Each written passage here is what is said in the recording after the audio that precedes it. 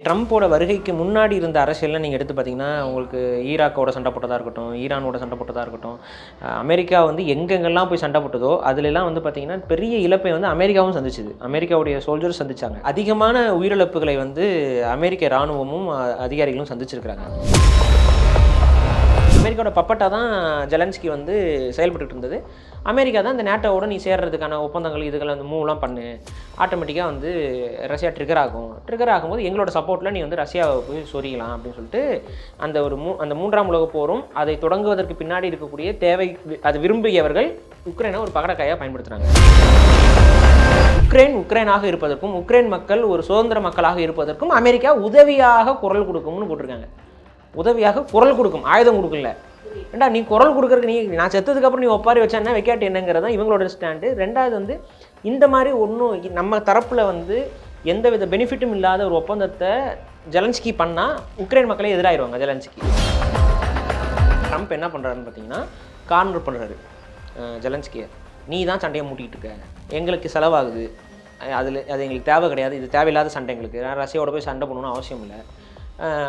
எங்களுக்கு நடுவில் ஒரு பெரிய கடல் இருக்குது, அதனால் எங்களுக்கு எந்த பிரச்சனையும் கிடையாது, உனக்கு ரஷ்யானால எங்களுக்கு எந்த பாதிப்பும் கிடையாது, எந்த அச்சுறுத்தலும் எங்களுக்கு இல்லை அப்படிங்கிறத சொல்கிறாப்புல. ஆனால் அது ஜெலன்ஸ்கி இல்லை அப்படி நீங்கள் எதிர்பார்க்க முடியாது. உங்கள் ஊருக்கும் இந்த பிரச்சனை வரும் நாளைக்கு. அப்போ வந்து கேட்குறாப்புல என்ன மிரட்டி பார்க்குறியா? ட்ரம்ப் நட்டாட்டில் விட்டனால உக்ரைனுக்கு ஒரு வழியே இல்லை. அமெரிக்காவோட இராணுவம் இனிமேல் உதவி செய்யாதுங்கிறது உலகத்துக்கு அறிவிச்சிட்டாரு. இது ரஷ்யாவுக்கு ஒரு பெரிய ப்ளஸ் பாயிண்ட்டு. ஆனால் இப்போ ரஷ்யா வந்து அக்ரெசிவாக மூவ் பண்ணாங்கன்னா இது யார் இப்போ அடுத்த பாதுகாவலர்கள் யாருன்னா ஐரோப்பிய யூனியன் தான். ஆனால் ஐரோப்பிய யூனியனால ரஷ்யாவை எதிர்த்து நிற்க முடியாது தனியாக.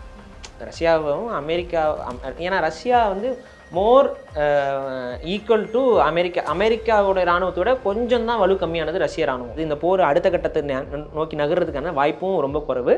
அப்படி நகர்ந்துச்சுன்னா உக்ரைன் இருக்காது. இப்போ வந்து அமைதி பேச்சுவார்த்தையை இனிஷியேட் பண்ணுறாங்க. இது ஏன் இனி அமைதி பேச்சுவார்த்தை நடக்கப்படலை அப்படின்னா ஜெலன்ஸ்கி கொல்லப்பட்டிருக்காரு.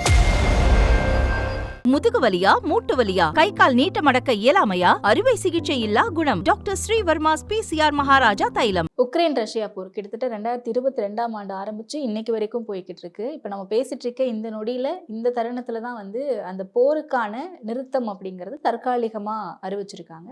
அண்ட் இந்த இனிஷியேட்டிவை அமெரிக்கா தான் எடுத்திருக்கு. ஏன்னா ட்ரம்ப் அவர்கள் பதவியேற்றதுல இருந்தே இந்த போர் முடிவுக்கு வருமா அப்படின்ற ஒரு கேள்வி எல்லாருக்கும் இருந்துட்டு இருந்துச்சு. இல்ல 3ஆம் உலக போருக்கு வித்துடுற அளவுக்கு இது போகுமா அப்படின்ற ஒரு கேள்வியும் இருந்துச்சு. ஸோ ட்ரம்ப் ஏன் இந்த மாதிரியான ஒரு முயற்சி எடுக்கணும், சீஸ் ஃபயர் அப்படின்ற ஒரு முயற்சி? அடிப்படையில் ட்ரம்ப்புடைய கொள்கை அப்படிங்கிறதே வந்து அமெரிக்கா இஸ் ஃபார் அமெரிக்கன்ஸ் நம்ம முன்னாடியே பேசியிருப்போம். ஆமாம் ஆமாம். அந்த அடிப்படையில் என்ன அப்படின்னு பார்த்தீங்கன்னா, அமெரிக்கா எதிர்க்கு மற்ற நாட்டு பிரச்சனையில் போய் மூக்க நுழைச்சு நம்ம போர் வீரர்களையும் நம்மளோட இளைஞர்களையும் பழி கொடுக்கணும். இதுதான் அவருடைய ஆரம்பத்திலிருந்தே அவர் அரசியல் பேசினதுலேருந்து தொடர்ச்சியாக அந்த மக்கள்கிட்ட சொன்னது. ஏன்னா நீங்கள் ட்ரம்ப்போட வருகைக்கு முன்னாடி இருந்த அரசியல்லாம் நீங்கள் எடுத்து பார்த்தீங்கன்னா, உங்களுக்கு ஈராக்கோட சண்டை போட்டதாக இருக்கட்டும், ஈரானோட சண்டை போட்டதாக இருக்கட்டும், அமெரிக்கா வந்து எங்கெங்கெல்லாம் போய் சண்டை போட்டதோ அதுலலாம் வந்து பார்த்திங்கன்னா பெரிய இழப்பை வந்து அமெரிக்காவும் சந்திச்சுது. அமெரிக்காவுடைய சோல்ஜர்ஸ் சந்திச்சாங்க. சூசைட் பாம்பர்ஸோட அட்டாக்லாம் அதிகமாக செத்தது வந்து யுஎஸ் ஆர்மி தான். அப்போ அதிகமான உயிரிழப்புகளை வந்து அமெரிக்க இராணுவமும் அதிகாரிகளும் சந்திச்சிருக்கிறாங்க. இப்போ ஒரு நாட்டோட சண்டை போடுறீங்க அப்படிங்கிற பட்சத்தில் அது வந்து ஒரு ஓப்பன் ஃபீல்டு இந்த போர் நடக்கும், இல்லை ஒரு ஊரை கைப்பற்றுற மாதிரி நடக்கும். அதோடைய முறைகள் வேறு. ஆனால் நீங்கள் ஒரு மக்களை வந்து கட்டுப்படுத்தி அங்கே இருக்கக்கூடிய ஆயுத குழுக்கள் எல்லாத்தையும் கண்டுபிடிக்கிறது இதெல்லாம் வந்து பார்த்திங்கன்னா இழப்புகள் அதிகம். எந்த நாடாக இருந்தாலும் சரி. இப்போ நீங்கள் இந்தியாவுக்கே அதிகமான இழப்புகள் யாரோட மோதும்போது ஏற்பட்டுச்சுன்னு பார்த்தீங்கன்னா, அவங்க போர் செய்யும் பொழுது தான் அந்த பீஸ் கீப்பிங் ஃபோர்ஸ் இந்தியாவுக்கு வந்து பெரிய அளவு சரிவை சந்தித்தது. இதுக்கு காரணம் என்னன்னா, அவங்களோட போர் முறைகளில் வந்து ஒரு இராணுவத்தால் வந்து எதிர்கொள்கிறது ரொம்ப கஷ்டம், அது இழப்பு சந்திக்கும். அந்த அதிகமான இழப்புகளை அமெரிக்கா தொடர்ச்சியாக சந்திச்சுக்கிட்டு இருந்தது. அங்கே அப்புறம் அமெரிக்கன் சோல்ஜர்ஸ் வந்து அவங்களுக்கு கொடுக்கப்பட்ட வேலைகள் எல்லாமே பார்த்திங்கன்னா நம்மளால் மனிதத்திற்கு அப்பாற்பட்ட சில விஷயங்கள்லாம் இருக்கும். குழந்தைகளை கொல்றதுக்கு சுடுமா, நமக்கே தெரியும். வந்து ஒரு ஸ்னைப்பரை உட்காந்துட்டு இருப்பான், பார்ப்பான், ஒரு குழந்தையோ ஒரு லேடி வராங்க, ஒரு குழந்தைய தூக்கிட்டு வராங்க அப்படின்னா இவங்க வந்து இங்கிலீஷில் பேசுவாங்க. அங்கே அவங்களுக்கு அது தெரியாது. நீ வராதுன்னு சொல்லுவான், இல்லை ஏதோ ஒன்று சொல்லுவான். அவங்க சொல்லுவாங்க நீ வந்து ஷூட் பண்ணுன்னு சொல்லி ஆர்டர் கொடுப்பாங்க.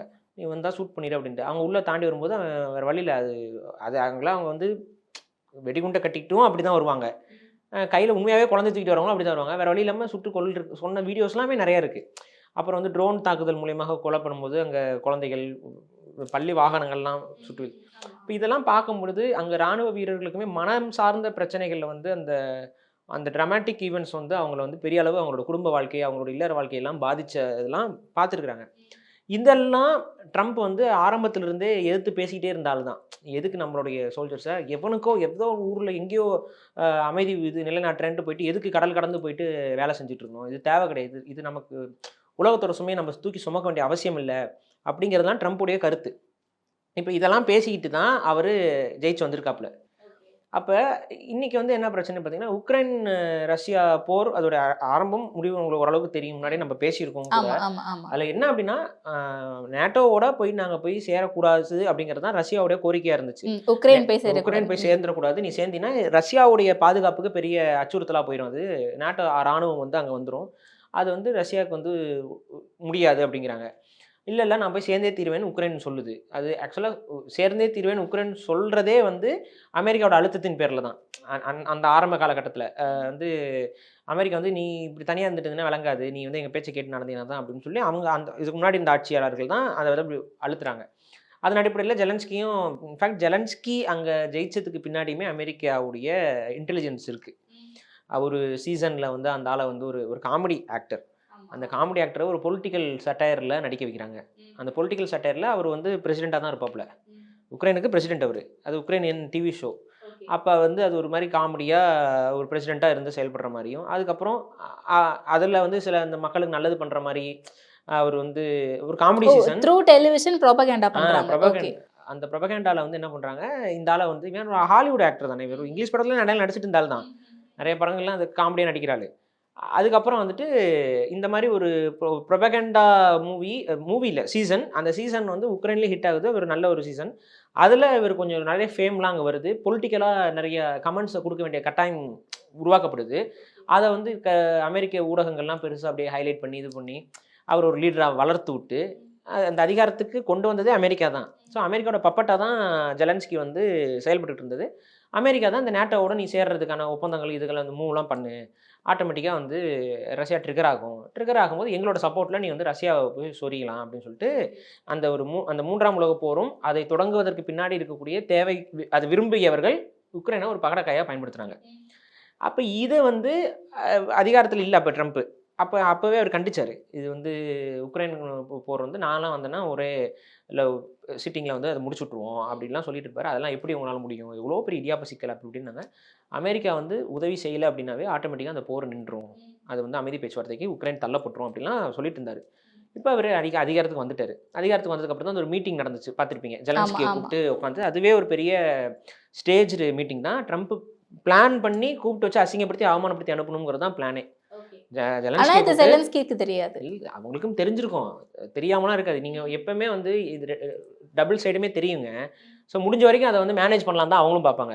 இப்போ அமெரிக்க அதிபர் கூப்பிட்டு நான் வரலைன்னு ஜெலன்ஸ்கி சொல்கிற இடத்துல இல்லை, ஜெலன்ஸ்கி போய் தான் தீரணும். ஏன்னா ஜெலன்ஸ்கிக்கு உதவிகள் தேவைப்படுது. அது இல்லாமல் உக்ரைன் வந்து ஒரு படி இறங்கி அமெரிக்காவோட ஒப்பந்தத்திற்கு அந்த ஒரு ரேர் மினரல்ஸ்க்கான ஒரு ஒப்பந்தத்தை அவங்க கையெழுத்து போடுறாங்க. ஏன்னா உக்ரைனுக்காக ஏன் அமெரிக்கா செலவு பண்ணணும், இதுதான் கேள்வி. எனக்கு என்ன அதில் பெனிஃபிட், உங்ககிட்ட என்ன இருக்குது அப்படின்னு. என்கிட்ட வந்து ரேர் எர்த் மினரல்ஸ் இருக்குது, அந்த எர்த் மினரல்ஸ்லாம் நீங்கள் மைனிங் பண்ணிக்கலாம். அந்த மைனிங் ப்ராஜெக்ட்டுக்கு 50% ப்ராஃபிட் வந்து உக்ரைனுக்கும் 50% ப்ராஃபிட் வந்து யூஎஸுக்கும் அனுப்பிடுவோம். ஸோ இதுதான் ஒப்பந்தம், நீங்கள் எங்களுக்கு இராணுவ பாதுகாப்பு கொடுங்க அப்படின்னு. இப்போ இந்த ஒப்பந்தத்தில் அமெரிக்கா வந்து என்ன சொல்லுது அப்படின்னு பார்த்தீங்கன்னா, இவங்க சைட் ப்ரொபோசல் என்ன சொல்கிறாங்கன்னு பார்த்தீங்கன்னா 50-50 அதெல்லாம் எங்களுக்கு ஒன்றும் இல்லை, பிரச்சனை இல்லை, எடுத்துக்கிறோம், எல்லாம் பண்ணிக்கிறோம். ஆனால் அண்ணங்கிட்ட கேட்ட பற்றியா இந்த இராணுவ உதவின்னு, அதெல்லாம் நாங்கள் தர மாட்டோம், உக்ரைனுக்கு உதவி பண்ணுவோம். இல்லைங்க, இராணுவ பாதுகாப்பு, மிலிட்ரி செக்யூரிட்டி அதெல்லாம் பேசாது, அந்த வார்த்தையெல்லாம் நீக்கிடு. அண்ணனுக்கு அது கசப்பாக இருக்குது. அண்ணன் என்ன சொல்கிறேன், உனக்கு பாதுகாப்பாக இருப்போம் போடு. என்ன வகையில் பாதுகாப்பு, எனக்கு இராணுவ உதவி பண்ணுவியா, எத்தனை வீரர்கள், இதெல்லாம் டீட்டெயில்டாக பேசுனா, டீட்டெயிலாக பேசி நமக்குள்ளே என்னப்பா நீ நானும் நண்பர்கள். நான் சொல்கிறேன், மேலோட்டமாக சொல்கிறேன், உக்ரைனாக இருக்கும் சரியா, உக்ரைனாக இருக்கும், நான் இருப்பேனா இருக்க மாட்டேனா, ரஷ்யா மாட்டி விட்டுற போல என்ன, எனக்கு அதிக ஆயுதம் கொடுப்பியா கொடுக்க மாட்டியா, அதை பற்றிலாம் பேசாத. உக்ரைனாக இருப்பதற்கும் உக்ரைன் மக்கள் ஒரு சுதந்திர மக்களாக இருப்பதற்கும் அமெரிக்கா உதவியாக குரல் கொடுக்கும்னு போட்டிருக்காங்க. உதவியாக குரல் கொடுக்கும், ஆயுதம் கொடுக்கல. ஏண்டா நீ குரல் கொடுக்கறதுக்கு நான் செத்ததுக்கப்புறம் நீ ஒப்பாரி வச்சா என்ன வைக்காட்டு என்னங்கிறது தான் இவங்களோட ஸ்டாண்டு. ரெண்டாவது வந்து இந்த மாதிரி ஒன்றும் நம்ம தரப்பில் வந்து எந்த வித பெனிஃபிட்டும் இல்லாத ஒரு ஒப்பந்தத்தை ஜெலன்ஸ்கி பண்ணால் உக்ரைன் மக்களே எதிராயிருவாங்க ஜெலன்ஸ்கி. இந்த ஒப்பந்தத்தில் ஜெலன்ஸ்கி கையெழுத்து போட்டால் உக்ரைன் மக்களே என்னன்னா, எப்படி நீ வந்து 50% ரிசோர்ஸஸோடைய ப்ராஃபிட்டாக கொடுத்துருவேன், அவன் உனக்கு பதிலுக்கு என்ன தரான்? அவன் ராணுவமும் கொடுக்கல, உதவியும் கொடுக்கல, உக்ரைனாக இருக்குங்கிறான். இது எப்படி அது வந்து ஏற்றுக்க முடியும்? உனக்காக நான் வந்து பேசுவேங்கிறான், அமெரிக்கா வந்து உங்களுக்காக பேசும். இது எப்படி உத்தரவாதம்? இதில் எந்த ஒரு பாண்டிங்கும் இல்லையே. ஆனால் நம்ம கொடுக்கறது கொடுத்தது தான், ஆனால் உறுதியாக சொல்ல முடியாதே. அப்போ இது வந்து என்னைக்கு வேணாலும் இது வந்து ஒன்றும் இல்லாத சரத்துகள் இல்லாத ஒன் சைடடான அக்ரிமெண்ட்டு. ஓகே, இதை நம்ம போடக்கூடாதுன்னு சொல்லி உக்ரைனில் இருக்க மக்களும் சொல்கிறாங்க. ஜெலன்ஸ்கியும் அதை வந்து என்னால் என்னோட நாட்டை வந்து விற்க முடியாதுன்னு சொல்லிட்டு போயிட்டாப்புல. ஸோ இந்த இதில் கான்வர்சேஷன் ஆல்ரெடி பிரச்சனை ஆயிடுச்சு. இதுக்கு அடுத்து தான் அந்த சிட்டிங் நீங்கள் பார்த்தது, நம்ம அந்த எல்லாரும் வைரல் ஆச்சுல அந்த கண்டென்ட் வந்து, இந்த ஒப்பந்தம் வந்து என் நாட்டை நான் விற்க முடியாதுன்னு ஜெலன்ஸ்கி சொல்லிட்டு அதுக்கப்புறம் ஒரு நாள் 2 நாளாக கழிச்சு தான் இந்த நேரடி சந்திப்பு வருது. இந்த நேரடி சந்திப்பில் வந்துட்டு நடந்த இது எல்லாருமே பார்த்துருப்பீங்க. அடிப்படையில் வந்து ட்ரம்ப் என்ன பண்ணுறாருன்னு பார்த்தீங்கன்னா, கார்னர் பண்ணுறாரு ஜெலன்ஸ்கியை. நீ தான் சண்டையை மூட்டிகிட்டு இருக்க, எங்களுக்கு செலவாகுது, அது எங்களுக்கு தேவை கிடையாது, இது தேவையில்லாத சண்டை, எங்களுக்கு ரஷ்யாவோட போய் சண்டை பண்ணணும்னு அவசியம் இல்லை, எங்களுக்கு நடுவில் ஒரு பெரிய கடல் இருக்குது, அதனால் எங்களுக்கு எந்த பிரச்சனையும் கிடையாது, உனக்கு ரஷ்யானால எங்களுக்கு எந்த பாதிப்பும் கிடையாது, எந்த அச்சுறுத்தலும் எங்களுக்கு இல்லை அப்படிங்கிறத சொல்கிறாப்புல. ஆனால் ஜெலன்ஸ்கி இல்லை அப்படி நீங்கள் எதிர்பார்க்க முடியாது, உங்கள் ஊருக்கும் இந்த பிரச்சனை வரும் நாளைக்கு. அப்போ வந்து கேட்குறாப்புல, என்ன மிரட்டி பார்க்குறியா அப்படின்னு.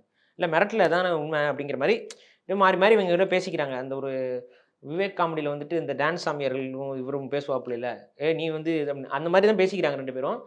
அதில் வந்து ட்ரம்ப் வந்து கொஞ்சம் வேணும்னே மீடியாவெல்லாம் உள்ளே கூப்பிட்டுட்டு, அது ஒரு சீக்ரெட் மீட்டிங்காக நடக்காமல் லைவில் மீடியாஸ் எல்லாம் ரெக்கார்ட் பண்ணிக்கிட்டு இருக்கிறாங்க. அதுக்கு அப்போ வந்து உட்காரும்போது உங்களோட ட்ரெஸ்ஸிங் ஏன் அப்படி இருக்குன்னு சொல்லிட்டு வேற ஒருத்தர் வைஸ் பிரசிடென்ட்டை விட்டு கேட்க வைக்கிறாங்க. வைஸ் பிரசிடென்ட், உங்கள் ட்ரெஸ்ஸிங் வந்து நீங்கள் வந்து அவமதிக்கிறீங்க அமெரிக்காவுடைய ட்ரெடிஷன்ஸை. இல்லை எனக்கு கம்ஃபர்டபுளாக இருக்குன்னு தான் போடுறேன், அப்புறம் நான் 100 நாள் வந்து நம்ம கண்டிப்பாக வந்துட்டு நான் ப்ராப்பராக ட்ரெஸ் பண்ணிட்டுலாம் வரேன், இந்த பிரச்சனைலாம் முடிஞ்சதுக்கப்புறம், இந்த போரெலாம் முடிஞ்சதுக்கப்புறம் நான் ப்ராப்பராக கூட ட்ரெஸ் பண்ணிட்டு வரேன், எனக்கு ஒன்றும் அது நோக்கம் கிடையாதுன்னு இவர் விளக்கம் கொடுக்குறாப்புல. அப்புறம் மாறி இந்த கான்வர்சேஷன் நடக்குது. இந்த கான்வர்சேஷனில் ஒரு விஷயம் தெளிவாக நமக்கு புரிஞ்சுது என்ன அப்படின்னா, இனிமேல் அமெரிக்கா உனக்கு ஆதரவு இல்லை அப்படிங்கிறத ட்ரம்ப் உலகத்துக்கு அறிவிச்சிட்டாரு. ஜெலன்ஸ்கிட்ட சொல்லலை, உலகத்துக்கு பண்ணி அவரை இன்சல்ட் பண்ணி உனக்கு நாங்கள் இனிமேல் சப்போர்ட் கிடையாது, நீ தான் இப்போ சண்டையை இழுத்துட்டு இருக்க, உன் நாடு அழிஞ்சா உனக்கு பரவாயில்லையா, உன் நாட்டில் இருக்கவங்களாம் செத்தா பரவாயில்லையா, 3ஆம் உலகப் போர் வந்துச்சுன்னா உனக்கு பரவாயில்லையா, நீ 3ஆம் உலகப் போர் இழுத்து விட்டுட்டு இருக்கிற, இப்படிலாம் வந்து கேள்வியை கேட்டுவிட்டு இதாகிடுது. இதில் என்ன ஆகுதுன்னு பார்த்தீங்கன்னா, ரொம்ப ஓப்பனாக ஜெலன்ஸ்கி அமெரிக்கா இனி சப்போர்ட் கிடையாதுன்னு சொல்லி வெளிப்படையாக பேசிட்டாங்க. இல்லை ஜெலன்ஸ்கியும் வந்து இரிட்டேட் ஆயிட்டாப்ல பேசும்போது. ரஷ்யாவுக்கும் ஒரு மறைமுக அறிவிப்பு கொடுத்துட்டாங்க. மறைமுகமாக ஜெலன்ஸ்கி என்ன பேசுகிறாருன்னா, இதே மாதிரி வார்த்தை, அதாவது என்ன சொன்னாங்க, இப்போ அமெரிக்கா மட்டும் உன் கூட இல்லை அப்படின்னா நீ வந்து 3 மாதம் கூட இந்த போரை வந்து நீ தாங்கியிருக்க மாட்ட அப்படிங்கிற மாதிரி சொல்கிறாப்புல. உடனே அதை வந்து ஜெலன்ஸ்கி என்ன சொல்கிறாப்புலன்னா, இல்லை நீங்கள் அப்படி சொல்ல முடியாது, இதே வார்த்தையை வந்து என்கிட்ட இன்னொருத்தர் சொன்னார், உங்களுக்கு எங்கேருந்து இன்ஸ்ட்ரக்ஷன்ஸ் வருது அப்படிங்கிறது எனக்கு புரிஞ்சிருச்சுன்னு சொல்லி ரஷ்யாவோட பேச்சை கேட்டுக்கிட்டு அமெரிக்கா பேசுதுன்னு சொல்லி டைரெக்டாகவே அக்யூசேஷனை ட்ரம்ப் முன்னாடி வைக்கிறாப்புல.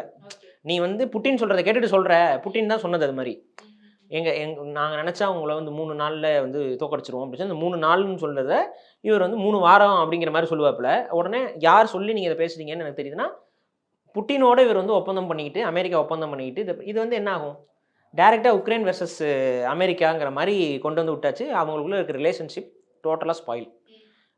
ஜெலன்ஸ்கியை வந்து அவமானப்படுத்தி தான் அனுப்பியிருக்காங்க. இன்ஃபேக்ட் ஒரு மாதிரி கலாச்சி விட்டு அனுப்புகிற மாதிரி. இது வரைக்கும் உலகத்தில் எந்த வரலாறுலையுமே எந்த ஒரு பிரசிடென்ட்டுக்குமே இந்த அளவுக்கு அவமானம்லாம் நடந்ததில்லை. கூப்பிட்டு வச்சு ஒரு நாட்டுடைய அதிபர், அந்த ஒரு கேபிட்டலிஸ்ட் அப்படிங்கிறது தெளிவா காட்டியிருக்காங்க. ட்ரம்ப் வந்து அப்படி அந்த அவரோட பாடி லாங்குவேஜ்லாம் வந்து பார்த்தீங்கன்னா, ஜெலன்ஸ்கி கிட்ட ஒரு மரியாதை நிமித்தமெல்லாம் இல்லை, கூப்பிட்டு வச்சு அசிங்கப்படுத்திட்டாரு. அசிங்கப்படுத்தி இவனுக்கு எனக்கு சம்மந்தம் இல்லை, இனி இவனை நான் பாதுகாக்க போகிறது இல்லை, அப்போ நீ என்ன வேணாலும் இவனை பண்ணிக்கோன்னு சொல்லிட்டு அவரை நட்டாத்தில் விட்டாரு ட்ரம்ப். இப்போ ட்ரம்ப் நட்டாத்தில் விட்டனால உக்ரைனுக்கு ஒரு வழியே இல்லை, அமெரிக்காவோட ராணுவம் இனிமேல் உதவி செய்யாதுங்கிறது உலகத்துக்கு அறிவிச்சிட்டாரு. இது ரஷ்யாவுக்கு ஒரு பெரிய ப்ளஸ் பாயிண்ட்.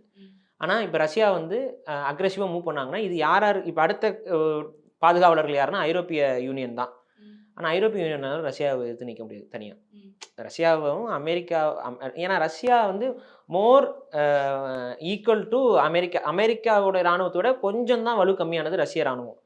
இப்போ நீங்கள் யூரோப்பிய இராணுவம்லாம் வந்து மோரார்லஸ் நம்ம இந்திய இராணுவத்தோட கொஞ்சம் பலம் புரிஞ்சுது. யூரோப்பியன் யூனியனோட ஒட்டுமொத்த இராணுவமும் நம்ம இந்தியாவுடைய இராணுவமும் நீங்கள் ஒரு கம்பேரிசன் பண்ணி பார்த்தீங்கன்னா, நம்மளை விட கொஞ்சம் பலம் வாய்ந்தவர்களாக வேணா இருக்கலாம் அவங்க, அவ்வளோதான் அவங்களுடைய பலமாக இருக்கும். இப்போ இப்போ இந்தியாலாம் வந்து அவங்க என்ன ஸ்டாண்டு இதெல்லாம் நியூட்ரல் ஆகிட்டோம். நம்ம வந்து சப்போர்ட்டாக இல்லை, இந்தியாலாம் சப்போர்ட் பண்ணணும்னு ஜெலன்ஸ்கிலாம் அழுது கிடந்தாப்புல. இங்கே மோடிலாம் சொல்லிட்டாப்புல, இல்லை இது எங்கள் பிரச்சனை இல்லைப்பா, நீ வேணாமா பண்ணுப்பா அப்படின்னு சொல்லிட்டு, எங்களுக்கு வந்து 2 பேரும் வேணும்ப்பா அப்படின்னு சொல்லிட்டு 2 பக்கமும் போய் பார்த்து பேசிட்டு கை குலுக்கிட்டு வந்துட்டார் இவர். So neutral stand India.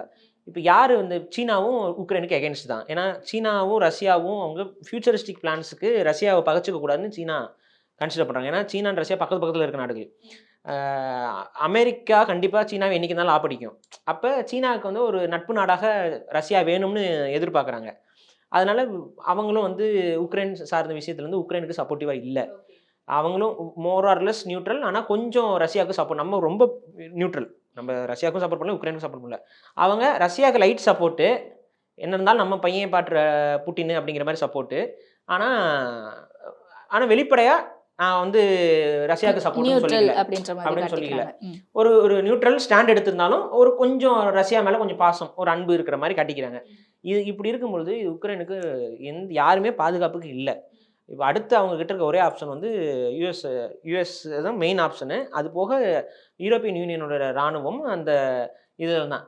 இது எதுவுமே இனி இல்லை. அப்போ என்னென்னா யூரோப்பியன் யூனியனோட தனி இராணுவத்தால் மட்டும் இவர்களை பாதுகாக்க முடியாது. அதுக்கான பட்ஜெட் அவங்ககிட்ட கிடையாது. அது இந்த போர் அடுத்த கட்டத்தை நோக்கி நகர்றதுக்கான வாய்ப்பும் ரொம்ப குறைவு. அப்படி நகர்ந்துச்சுன்னா உக்ரைன் இருக்காது. ஓகே. ஸோ இதெல்லாம் புரிஞ்சுக்கிட்டு தான் வந்து அவர் அந்த இடைக்கால நீங்கள் வேறு வழி இல்லை, அமைதி பேச்சுவார்த்தைக்கு போகிறது தான் நல்லதுன்னு முடிவு பண்ணிட்டார் ஜெலன்ஸ்கி. இப்போ வந்து அமைதி பேச்சுவார்த்தையை இனிஷியேட் பண்ணுறாங்க. இது ஏன் இனி அமைதி பேச்சுவார்த்தை நடக்கப்படலை அப்படின்னா ஜெலன்ஸ்கி கொல்லப்பட்டிருப்பார். என்ன சார் பகிரங்கமாக சொல்கிறீங்க? ஆமாம், அதுதான் உண்மையா? ஆமாம். இந்த போர் இப்போ அடுத்த கட்டத்துக்கு இப்போ எங்கே இப்போ அமெரிக்க ராணுவம் பாதுகாப்புக்கு இல்லை. இப்போ ஜெலன்ஸ்கி எங்கே இருப்பார்? உக்ரைனில் தானே இருக்க முடியும். ரஷ்ய ராணுவம் முன்னேறி அவர் தான் ஒத்துக்கிட்டாரு இல்ல தற்காலிக போர் நிறுத்தம்க்கு. அது வேற வழி இல்லையே. இப்போ இந்த போர் நிறுத்தத்தை அவங்க ஒத்துக்கல, ஒப்பந்தம் பண்ணல அப்படின்னா அடுத்து என்ன? அடுத்து மூவ் என்ன? அப்படியே ரஷ்ய ராணுவம் முன்னேறி வந்துகிட்டே இருக்கும். தடுக்கிறதுக்கு பாதுகாக்கிறதுக்கு உக்ரைன் ராணுவம் இருக்காது, அழிஞ்சிரும். உக்ரைனியர்கள் மட்டும் சண்டை போட்டு என்ன? அப்புறம் பொதுமக்களுக்கும் உயிரிழப்பு அதிகரிக்கலாம். ஆனால் ரஷ்யா சொல்கிற ப்ராமிஸ் என்னென்னா, நாங்கள் மக்களை கொல்ல போகிறதில்ல, நாங்கள் வந்து அதிகாரத்தை நோக்கி தான் பிரச்சனையை ஒழிய ஜெலன்ஸ்கியை வந்து பவர்லேருந்து ரிமூவ் பண்ணுறது தான் அவங்களுடைய கோரிக்கையாகவே இருக்குது. இப்போ ஆட்டோமேட்டிக்காக என்ன ஆகும்னா ஜெலன்ஸ்கியை கைது பண்ணிடுவாங்க. கைது பண்ணி தூக்கிட்டு போயிட்டாங்கன்னா ரஷ்யாவுக்கு யார் வந்து அப்புறம் வந்து ஒன்றுமே பண்ண முடியாது. அவர் போய் ஜெயிலில் தான் கிடக்கணும். அங்கே போய் அவங்க ஒரு மரியாதையான பிரச்சனை தான் இருக்கும். எல்லாம் கேட்டதெல்லாம் கிடைக்கும், ஆனால் சரியில்லை தான். அப்படி உட்காந்துக்கிட்டு அங்கே அவங்க கோர்ட்டில் வந்து தீர்ப்பு வரும். அது தண்டனை அனுப்பிச்சுட்டு போரு. அது கரெக்டாக இருக்குமா? அதுக்கு வழி இல்லைங்கிறனால அவர் என்ன பண்ணுறாரு? இப்போ சரண்டர். ஓகே. இல்லை இப்போ புதினோட மூவ் எப்படி இருக்கும் அடுத்து? இப்போ அடுத்து வந்து இவங்க கோரிக்கைகள் வைப்பாங்க. எக்காரணத்தை கொண்டு நான் நேட்டோவோட சேர மாட்டேன்னு சொல்லி சில ஒப்பந்தங்கள், அந்த ஒப்பந்த சரத்து இருக்கும். நேட்டோ ஏன்னா ஆல்ரெடி சில நிபந்தனைகள் கொடுக்குறாரு அவர் புட்டின் கிடையாது. அதுக்கப்புறம் கைப்பற்றிய பகுதியை இவங்க கேட்பாங்க. உக்ரைன் தரப்புல இருந்து இந்த கைப்பற்றப்பட்ட பகுதியை கேட்பாங்க. ஆனால் ரஷ்யா வந்து கொடுக்காது. ஏன்னா ரஷ்யா பொறுத்த வரைக்கும் அந்த பகுதியில் கைப்பற்றணுங்கிறக்காக தான் இந்த போரே.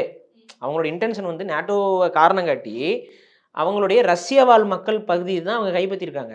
இப்போ ஃபார் எக்ஸாம்பிள் வந்து இப்போ தமிழ்நாடு இருக்குது. தமிழ்நாட்டிலிருந்து திருப்பதி வரைக்குமே தமிழர்களுடைய பகுதி தானே.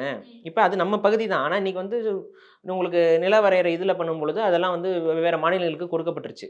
இப்போ முல்லை பெரியார் அணையெல்லாம் இருக்கிறதெல்லாம் தமிழர்கள் தான் இருக்கிறாங்க. இன்றைக்கி வரைக்கும் தமிழர்கள் தமிழ் பேசுகிறவங்க தான் இருக்காங்க. ஆனால் அது வந்து கேரளா கவர்மெண்ட்டோட கண்ட்ரோல் இருக்குது.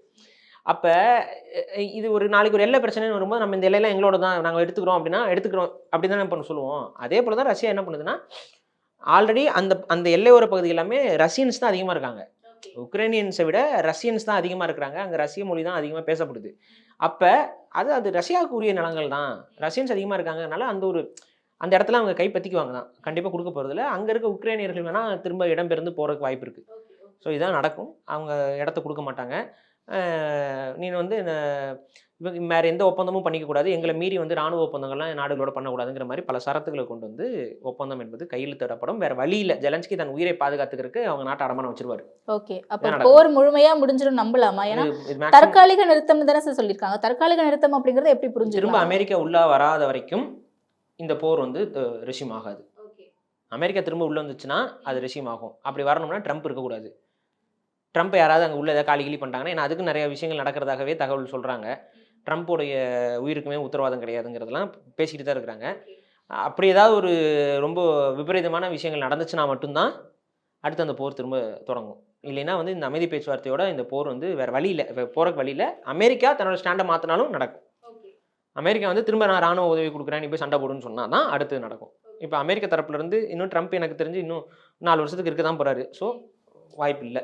ஓகே. அப்ப உக்ரைன் வந்து திரும்பவும் நாட்டோல போய் இணையறதுக்கான அந்த முயற்சிகளையும் கைவிட்டுறாங்களா? கைவிட்டுரும். ஓகே. கைவிட்டு தான் ஆகணும். இந்த அமைதி பேச்சுவார்த்தை நல்லபடியா முடியணும் அப்படின்னா கைவிட்டு தான் ஆகணும். அப்ப இந்த போர் நிறுத்தம் ஒரு முடிவுக்கு வர்றதுனால, போர் நிக்கிறதுனால இங்க விலைவாசிகள் எதுவும் குறையறதுக்கான வாய்ப்புகள் இருக்கா? விலைவாசிகள் பெருசா குறையும்லாம் சொல்ல முடியாது. ஆனா நமக்கு வந்து கச்சா எண்ணெய் சார்ந்த விஷயங்கள் இதில் எல்லாமே மேபி அந்த மாற்றங்கள் வரலாம். ஆனா இந்தியாவுக்குள்ள அது வராது. இந்தியாவோட சிஸ்டமே வேறங்க. இது நமக்கு கச்சா எண்ணெய் எவ்வளோ கம்மியா தான் வாங்கிட்டு இருக்கோம். நம்ம தலையில மொளகா அரைக்கிறவன் வேற ஆளு. புரியுதுங்களா? இது இந்தியாலலாம் ஒரு மாற்றமும் வராது. இதுதான் சான்ஸ்ன்னு சொல்லி அவங்க இன்னும் வேணா இன்னும் போர் முடியலைங்க நம்மகிட்ட பொய்ய சொல்லிட்டு கூட அவங்க வித்துட்டு இருப்பாங்க. ஓகே. கச்சா எண்ணெய் நம்ம வாங்குறதுக்கும் இங்க உள்ள இருக்கக்கூடிய பிரைவேட் பார்ட்டி மூலமா நமக்கு கொடுக்கறதுனால அந்த பிரைவேட் வெண்டார்ஸ்க்கு தான் அதிகமான லாபத்தை இந்தியா கொடுத்துக்கிட்டு இருக்கு. அந்த பிரைவேட் வெண்டார்ஸ் இந்தியாவை ஆளக்கூடிய கட்சிகளுக்கு பெரிய அமௌண்ட்டை வெட்டிட்டு இருக்காங்க. ஸோ இந்த சிஸ்டம் இருக்கிற வரைக்கும் வந்து இந்தியாவில் கச்சா எண்ணெய் குறைய போறதில்ல. ஓகே. உலக நாடுகள் கடந்த 3 ஆண்டுகளாவே நம்ம தானே பார்த்துட்டு இருக்கோம். இங்க ஒரு பக்கம் இஸ்ரேல் வார் நடந்துட்டு இருக்கு. இத காரணம் காட்டி ஏத்திடுவாங்க. வார் நடந்துட்டு இத இருக்கு. காரணம் காட்டி ஏத்திடுவாங்க. இறங்காது. ஓகே. ஆனா இறங்கணும். ம். இறக்க விட மாட்டாங்க. பிரைவேட் வெண்டார்ஸ் வந்து விட மாட்டாங்க. ஸோ அவங்க பிரைவேட் பார்ட்டி உள்ள ப்ளே ஆயிட்டு இருக்குல்ல, இதை வந்து கவர்மெண்ட் வந்து ப்ரொக்யூர் பண்ணி கவர்மெண்ட் தான் வந்து கச்சா எண்ணெய்களை ரிஃபைனரி பண்ணி கொடுக்கணும். நான் ப்ரொக்யூர் பண்ணுவேன், ஆனால் ரிஃபைனரி என்கிட்ட கிடையாது. ரிஃபைனரி நான் பிரைவேட்டில் வைப்பேன்னா ரிஃபைனரி தான் அடுத்து பெட்ரோலுக்கும் டீசலுக்கும் விலை நிர்ணயம் பண்ணுறாங்க.